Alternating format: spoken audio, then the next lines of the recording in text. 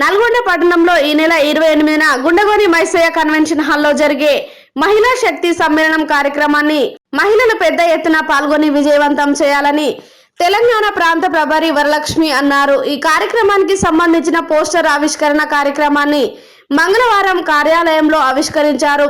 18 సంవత్సరాల నుండి 60 సంవత్సరాల మహిళలు పాల్గొని విజయవంతం చేయాలని అన్నారు. ఈ కార్యక్రమంలో డాక్టర్ స్వప్న, వినీలా రెడ్డి, దేవిక, వసంత, అరుణ, జ్యోతి, విజయ, అనురాధ, పావని, పుష్పలత మరియు ముఖ్య కార్యకర్తలు పాల్గొన్నారు.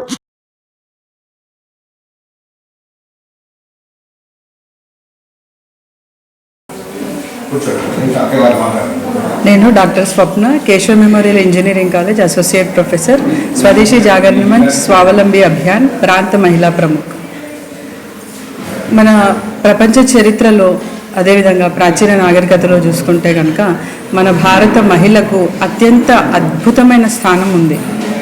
ఆ రకంగా మనము ప్రాచీన చరిత్ర నుంచి ఆ మహిళల యొక్క స్ఫూర్తిని మనం తీసుకుంటూ ఆ స్ఫూర్తిని ప్రేరేపించే దిశలో, అదేవిధంగా నాయకత్వ లక్షణాలు పెంపొందించే దిశలో మన భారతదేశం యొక్క పునర్వైభవాన్ని తిరిగి సాధించేలా, అదేవిధంగా మన భారత మాతను విశ్వగురువు స్థాయిలో ఉంచే విధంగా మనము మహిళా సమన్వయాన్ని అంటే మహిళల యొక్క శక్తి సమ్మేళనాలను రాష్ట్రమంతటా జరుపుకుంటూ వస్తున్నాం. అదే మాధ్యమంలో మనము నల్గొండ ఉమ్మడి జిల్లాలో మనము మహిళలను ఈరోజు ఇక్కడ మాధవ నిలయం సంఘ కార్యాలయంలో మహిళలను ఉమ్మడి జిల్లాల నుంచి కార్యకర్తలుగా, సంయోజకులుగా వాళ్ళ బాధ్యతలను అప్పగిస్తూ 28 జనవరి ఉన్నవెల్లి మైసయ్య ఫంక్షన్ హాల్లో పొద్దున 10 గంటల నుంచి 2 గంటల వరకు కార్యక్రమం ఉంటుంది. మహిళా శక్తి సమ్మేళనము. దీనికి వివిధ రంగాల్లో ఉన్న మహిళలందరినీ భాగస్వామ్యంలో కూర్చున్నాం. అందరూ భాగస్వామ్యం కావాల్సిందిగా ఈ మహిళా శక్తి సమ్మేళనాన్ని విజయవంతం చేయవలసిందిగా కూర్చున్నాం. నమస్తే. నా పేరు లతా కుమారి. 28 జనవరి 2024 నా గుండగోని మైసయ్య కన్వెన్షన్ హాల్లో మహిళా శక్తి సమ్మేళనం జరుగుతుంది. దీనికి విభాగ స్థాయిలో అంటే పాత నల్లగొండ జిల్లా, భువనగిరి, సూర్యాపేట్, నల్లగొండ జిల్లాల నుండి మహిళలు పెద్ద సంఖ్యలో విచ్చేసి ఈ సమ్మేళనాన్ని జయప్రదం చేయవలసిందిగా కోరుతున్నాను. దీనికి మహిళల యొక్క శక్తి దేంట్లో కూడా తక్కువ లేదు. సమాజంలో సమాజ స్థాపనలో మేము కూడా భాగస్వాములమే. మా వంతు కృషి చాలా ఉంటుంది. ఒక తల్లిగా, ఒక చెల్లిగా, ఒక భార్యగా, సమాజంలో ఒక ఉపాధ్యాయురాలుగా అన్ని రంగాల్లో కూడా ప్రాచీన కాలం నుంచి మధ్యకాలం నుంచి చూసినట్టయితే ఎంతోమంది మహిళలు ముందంజలో ఉన్నారు అని మరొక్కసారి గుర్తు చేయడానికి ఈ సమ్మేళనం ఉపయోగపడుతుందని ఆశిస్తూ మొత్తం దేశం వ్యాప్తంగా కూడా మహిళలు సంఘటితపరచాలనే ఉద్దేశంతో ఈ సమ్మేళనం నిర్వహించడం జరుగుతుంది. కాబట్టి దీనికి అన్ని వివిధ ప్రాంతాల్లో ఉన్న ఉమ్మడి నల్లగొండ జిల్లా మహిళలందరూ కూడా పెద్ద సంఖ్యలో విచ్చేయాలని ప్రతి ఒక్కరికి మీడియా సమక్షంగా విజ్ఞాపన చేస్తున్నాను. నా పేరు వరలక్ష్మి. నేను తెలంగాణ ప్రాంత మహిళా సమన్వయ సహ సంయోజకుగా నా బాధ్యత ఉంది. ఈరోజు ఇక్కడ